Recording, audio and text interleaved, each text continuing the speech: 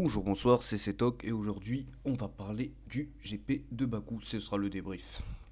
Avant toute chose, je fais cette vidéo le 1er mai, fête du travail, mais c'est aussi le jour de la mort de Ayrton Senna, pendant le Grand Prix d'Imola en 1994. Du coup, je sais pas trop quoi dire, mais qu'il repose en paix. Du coup, on va parler du GP de Bakou. Alors, honnêtement, il n'y a pas grand chose à dire sur ce GP. Beaucoup d'attentes après un week-end de folie à Bakou, que ce soit en essai libre, que ce soit en F2, que ce soit en qualification en Formule 1. C'était un week-end assez foufou et on espérait une course assez faux-folle le jour de la course de Formule 1 et malheureusement il s'est rien passé. Les trois premiers n'ont pas bougé, à part Hamilton, Bottas, il y a eu un peu bataille entre les deux parce que Hamilton était parti mieux que Bottas lors du départ. Vettel aussi était mieux parti que Bottas, mais bon, Vettel il est rincé. Mais Bottas a réussi à garder sa place à la fin du premier, à la fin du premier et du deuxième tour, et a réussi à s'envoler rapidement et à s'éloigner de la zone du DRS de Lewis Hamilton. Après, comme je l'ai dit, il n'y a pas grand chose à dire sur ce GP, il y a juste quelques petits points que j'aimerais appuyer. Par exemple, Charles Leclerc, encore une fois, Charles Leclerc, hein, c'est le débat de cette saison, Charles Leclerc pour l'instant. Et il a encore subi la très mauvaise stratégie de Ferrari. C'est-à-dire que Charles Leclerc était parti en pneu médium, pneu jaune du coup, au départ du GP et avait réussi à remonter au bout de 10 tours et était repassé 5ème je crois, ouais, derrière Verstappen. Et du coup, il y a... Enfin du coup rien du tout, pardon. Mais vu qu'il avait des pneus médiums, il allait pas s'arrêter directement. Il allait attendre un peu, avec l'usure des pneus, il finira par s'arrêter au bout du 25e, 30e tour à peu près. Et ensuite, du coup, Charles Leclerc est passé premier. Attendez, j'ai réfléchi 30 secondes. Vettel s'est arrêté, voilà. Vettel s'est arrêté, du coup, Lewis Hamilton et Bottas ont enchaîné les arrêts au stand. Bottas s'est arrêté avant Hamilton, et Hamilton s'est arrêté un tour plus tard, ce qui est logique, pour passer les pneus jaunes, les trois de devant. Verstappen aussi a suivi ensuite, je crois que c'est Verstappen qui a lancé la salle des arrêts au stand. Du coup, Leclerc a pu passer premier. Il avait une dizaine de secondes d'avance sur Bottas, je crois, quand Bottas est sorti des stands. Et Bottas fondait sur lui. Il roulait vite, très très vite, logique. C'est très logique vu qu'il avait des pneus plus frais que Charles Leclerc. Et Bottas revient sur Charles. Du coup, on s'est dit tous que Ferrari va faire entrer Charles au stand après ou juste avant que Bottas revienne sur lui et le dépasse. Il n'en a été rien du tout. Il a subi la stratégie de Ferrari parce qu'ils se sont dit que les pneus jaunes n'allaient pas tenir jusqu'à la fin, et au contraire, on a vu Hamilton et Bottas faire meilleur tour sur meilleur tour à la fin de course quand ils se battaient les deux. Pour essayer d'avoir le meilleur tour surtout, et pour que Hamilton revienne petit à petit sur Valtteri. Au final, Charles Leclerc, selon moi, n'aurait pas dû s'arrêter aussitôt dans la course, parce que les pneus auraient tenu, même si... Enfin, il aurait dû s'arrêter un peu plus, juste avant que Bottas se dépasse. Voilà, s'il devait s'arrêter, il devait s'arrêter juste avant que Bottas se dépasse, mais malheureusement la stratégie Ferrari et ces Italiens de merde, ils font que de la merde comme d'habitude en termes de stratégie. Je rappelle l'Allemagne l'année dernière quand ils laissent passer Vettel pour Raikkonen, et au final Vettel se fout dans le bac à gravier tout seul, comme un grand. Mais je vais revenir sur Vettel après. Et du coup Charles Leclerc perd beaucoup de temps. Et au final, il terminera ce Grand Prix 5ème, encore une fois, à cause de Ferrari, derrière Verstappen. Et il aura quand même fait le meilleur tour en course. Honnêtement, sur ce Grand Prix, comme j'ai dit, il n'y a pas grand chose à dire. Il y a les petits points que je voulais dire. Là, il y avait Charles Leclerc. Ensuite, il y a Ricciardo qui a foncé sur Kvyat dans l'échappatoire de la seconde ligne droite. Ouais, dans l'échappatoire de la seconde ligne droite. C'était débile, hein. C'était vraiment débile de la part de Ricciardo. Kvyat, ça a ruiné sa course. Ricciardo, ça a ruiné sa course aussi. Et Renault fait un 0 pointé encore une fois au niveau des points, je crois. Donc Renault, je sais pas ce qu'ils font. Je sais pas du tout. Ce matin, j'ai lu sur Motorsport qu'ils avaient un très bon moteur. Peut-être, mais ils ont un châssis de merde et ça se voit en course en fait. Ça se voit terriblement en course que leur châssis est merdique. Chaque année, ils font un pas en arrière, encore un pas en arrière, encore un pas en arrière. Et je pense que Carlos Sainz a fait le meilleur choix possible de quitter Renault pour rejoindre McLaren, qui font un très bon début de saison pour l'instant, que ce soit Sainz ou Norris. Très bon début de saison des deux. Ensuite, il y a Pierre Gasly qui faisait une très belle course avant son abandon pour cause mécanique. Son moteur l'a lâché, je crois. C'était bizarre, hein. J'ai pas vraiment vu qu'est-ce qui avait fait défaut sur la Red Bull. Mais je pense que c'est au niveau du moteur qu'il a dû se passer quelque chose. Il s'était toujours pas arrêté au stand avant son problème mécanique et il roulait aussi vite que Charles Leclerc qui s'était arrêté au stand. Donc c'est là qu'on voit la stratégie de Ferrari était mauvaise de faire arrêter Charles Leclerc aussi. Enfin, après que Bottas se soit les dépasser en fait.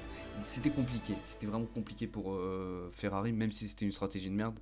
Ça restait très compliqué pour Ferrari de faire quoi que ce soit pour Charles Leclerc, pour l'aider, pour essayer de gagner la course avec lui. Après la course, ça a été fade, il n'y a pas eu beaucoup d'action, pas eu beaucoup de dépassements.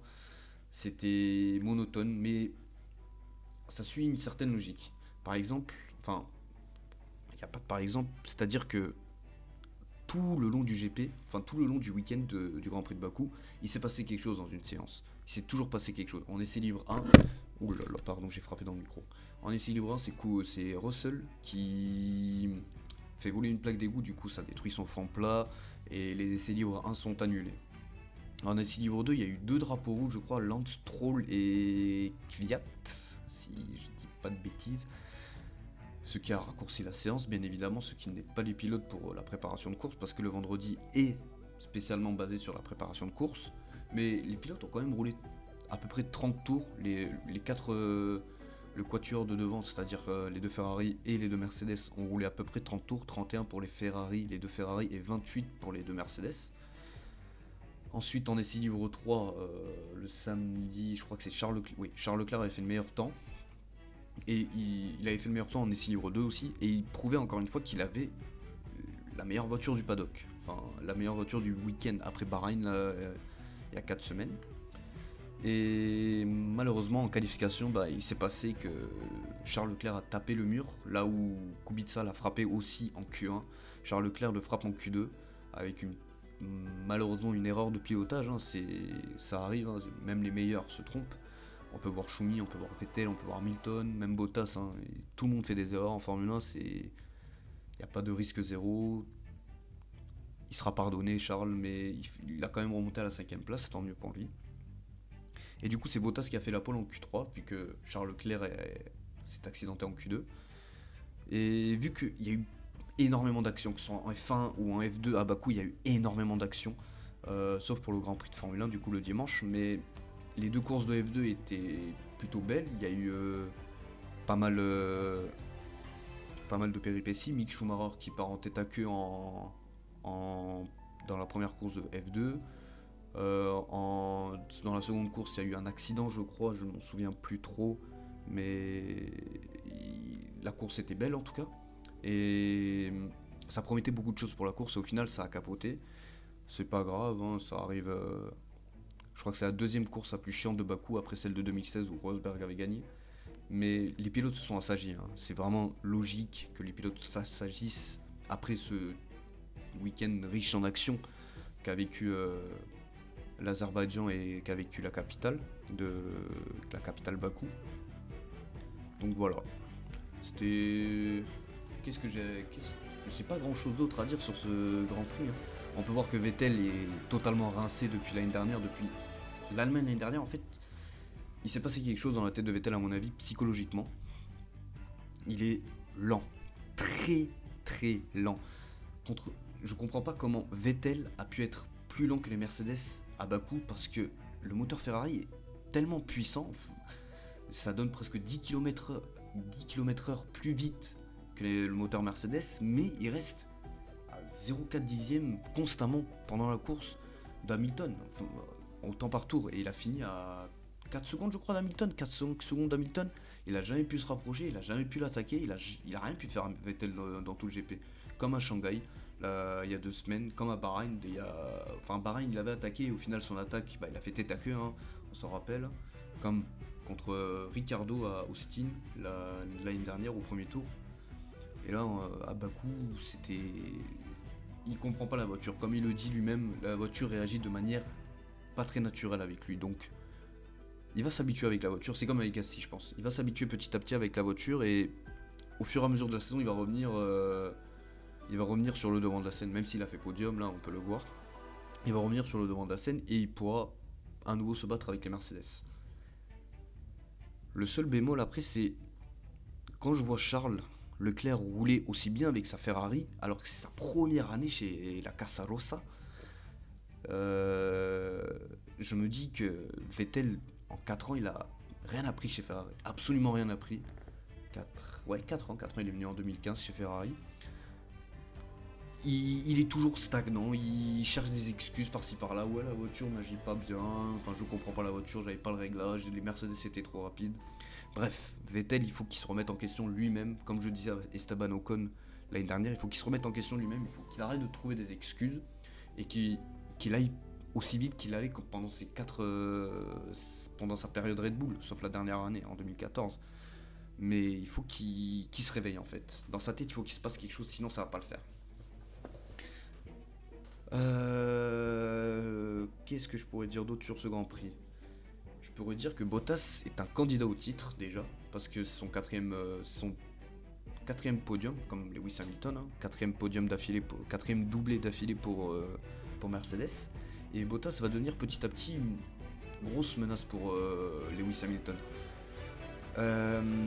Hamilton n'a pas trop, enfin Hamilton n'apprécie pas trop le challenge dans la team, par exemple avec Alonso, comment ça s'était passé avec Button, c'était une bataille d'anglais, du coup ça allait bien, mais au Canada par exemple, Lewis Hamilton et Button se sont foncés dedans, Button lui avait foncé dedans du coup, et Button était parti gagner ce Grand Prix, en plus après un Grand Prix dantesque au Canada, c'était incroyable ce GP. Button avait foncé dans Hamilton dans la ligne droite des stands, et Hamilton avait perdu la course à cause de ça, enfin perdu. Il devait abandonner à cause de ça, et Button était parti gagner la course. Avec Alonso, ça s'était mal passé parce qu'Alonso n'aime pas la concurrence non plus. Du coup, les deux, ça matche pas trop. Et quand tu vois un rookie rouler aussi vite que toi dans ta voiture, dans ta tête, tu cogites quand même. Et vu que l'écurie McLaren était à fond derrière Lewis Hamilton, malheureusement, ça avait capoté. Et avec Rosberg, on sait comment ça s'est passé. Hein.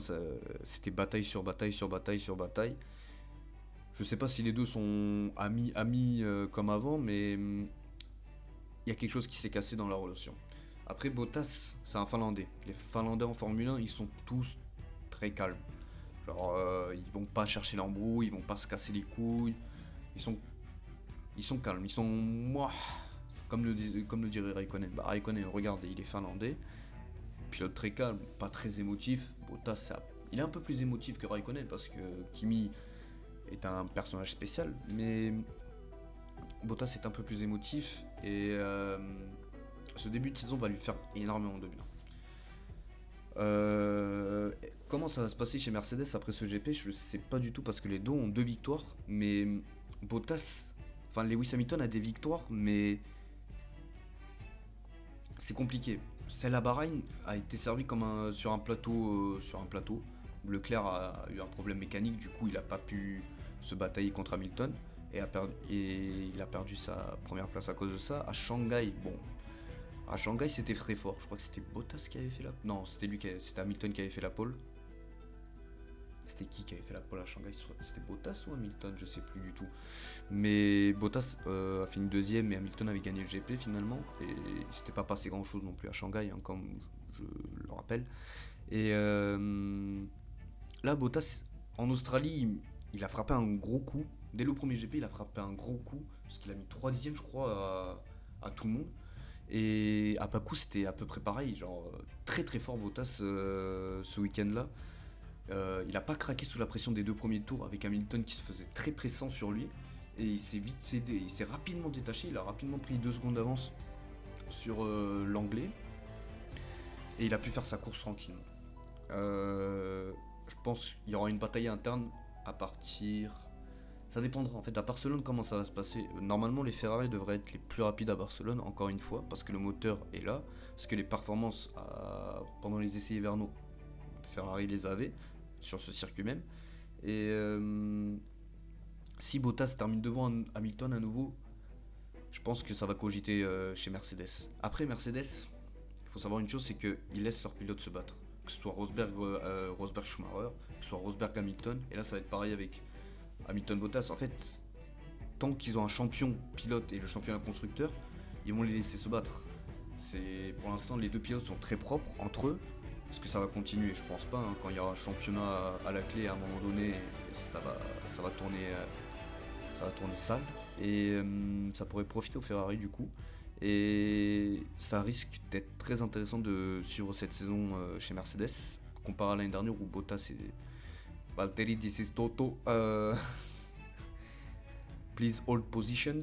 Non, je pense que cette année ça va être différent. Genre, les pilotes vont vraiment se battre les deux, Bottas et Hamilton, et on pourra voir de belles bagarres surtout. Et normalement Ferrari va petit à petit. Ils ont pas de retard. Je pense que c'est eux qui ont la meilleure voiture, mais Vettel est rincé et Leclerc subit les mauvaises stratégies de Ferrari, donc c'est compliqué. Mais on aura une belle bataille à 4 pour le championnat cette année. Et après Barcelone, c'est vraiment Barcelone qui va être le premier point de la saison. Barcelone et la Hongrie, c'est les points importants de la saison. Après, il y aura Monza et Singapour qui vont arriver, mais ça ce sera après la trêve estivale de juillet, août. Et si Bottas termine devant, comme je le redis à nouveau, devant Hamilton, que ce soit à Barcelone, que ce soit en Hongrie, qui reste devant en championnat en plus, bah à un moment donné, c'est Lewis Hamilton qui va subir les consignes d'équipe parce qu'il sera en retrait. Et on le voit cette année, en fait, Hamilton, sa vitesse, il n'est pas aussi rapide que ces dernières années, surtout l'année dernière. L'année dernière, il était monstrueux. Et c'est comme Vettel, en fait. Il régresse petit à petit, il régresse. Et c'est normal. Il y a l'âge qui se fait, il a 35 ans, Hamilton, même si Kimi Raikkonen a 40 ans, toujours aussi rapide. Vettel, bon, il n'a que 31 ans, donc il a encore de belles années devant lui. Mais ce qui m'étonnerait pas, c'est si Bottas termine devant Hamilton au championnat cette année. Je vois aucune Mercedes gagner le championnat cette année. Malgré les 4 podiums d'affilée du début de saison, je les vois vraiment pas terminer champion parce que Ferrari est trop fort pour moi. La voiture est supérieure à Mercedes pour l'instant. Mais la saison est longue, donc on verra. Et je pense qu'Hamilton pourrait prendre sa retraite cette année si Bottas termine devant lui. Il verrait que il aura 36 ans à la fin de l'année, donc il serait temps pour lui de tourner la page. Et pourquoi pas d'essayer d'aller sur les 24 heures du Mans et l'Indy 500 comme Fernando Alonso. Du coup, ça laisserait une place chez Mercedes. Mais ça, j'en parle dans une autre vidéo. Donc, vu qu'on parlait que du GP de Bakou, même si on parlait un peu d'autre chose, il n'y avait pas grand chose à dire sur le GP. Il y a juste eu Ricardo qui a foncé dans le Kvyat. Les As, elles sont lentes. Je sais pas le châssis de la As est ignoble. Les Renault est dégueulasse aussi. Perez qui fait une très belle 6ème place après sa magnifique 4ème ou 5ème place en qualif. Très belle qualif de Perez et très belle course de Sergio Checo. Et pas grand chose d'autre à dire, hein, vraiment. C'est Kubica qui part dans l'échappatoire en sortant des stands dès le début de la course. Bon, les pneus étaient froids donc on peut comprendre. Et puis ouais, il y a pas. C'était un grand prix chiant. Pendant les 10 derniers tours, il n'y avait aucune voiture qui était resserrée. Tout le monde était à 2-3 secondes de la voiture de devant ou de la voiture de derrière. C'était un GP chiant, tout simplement. Du coup, c'est tout ce que j'avais à dire sur ce GP. J'espère que cette vidéo vous aura plu. J'espère que vous suivrez mes prochains débriefs, même s'ils arrivent un peu tard par rapport au GP. J'ai la flemme de faire la vidéo directement après. J'essaie de réfléchir à ce que je vais dire pendant plusieurs jours et ensuite le dire sur la vidéo, même si je bafouille un peu. Je ferai d'autres vidéos sur la Formule 1 parce que c'est quelque chose qui me passionne énormément. On se retrouvera dans 2 semaines après le GP de Barcelone et là on verra vraiment comment la saison va se dérouler. jusqu'au Grand Prix de Hongrie. Le vainqueur de Barcelone sera pas champion, je dis pas ça, mais il sera en tête du championnat en Hongrie, juste avant la trêve estivale. Et pour moi, ce sera Vettel, je pense. Vettel qui, même si en vitesse de pointe il est plus bas, je pense que Vettel, petit à petit, il va remonter, il va remonter, il va remonter. Et surtout, on arrive en été et les chaleurs vont augmenter, surtout sur les circuits. Et ça va profiter aux Ferrari qui aiment bien les grosses chaleurs sur la piste et dans l'air. Je pense que c'est tout pour moi pour cette vidéo. Du coup, vous pouvez vous abonner, vous pouvez laisser un like, un commentaire pour dire ce que vous avez pensé de la vidéo. Moi, je vous retrouve dans 2 semaines après Bakou et après Barcelone, pardon. Et je vous fais la bise. Peace.